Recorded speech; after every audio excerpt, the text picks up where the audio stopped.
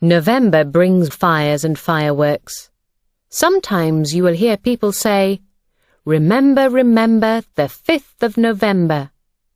They are talking about Guy Fawkes Night. The story of Guy Fawkes Night begins in 1605. At that time, James I was King of England. But some people did not want him to be king, because they followed a different religion from James.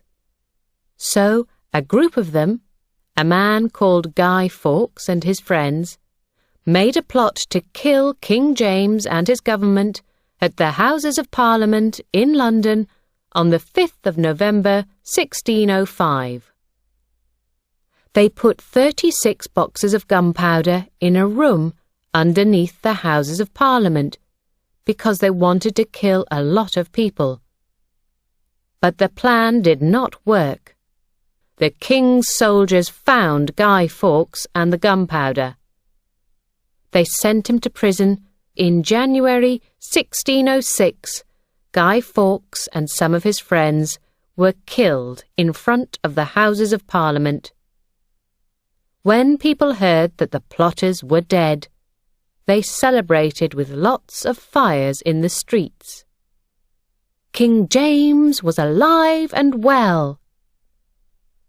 Since that time, every year on the 5th of November in most parts of Britain, people build a big fire outside with all the dead leaves and old pieces of wood that they do not want.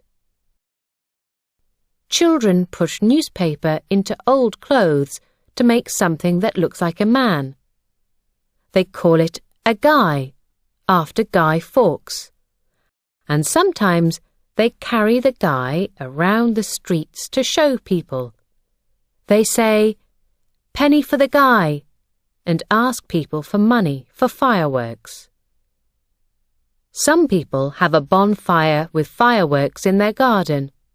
But fireworks are expensive, so often people have one big party together in a park or a field.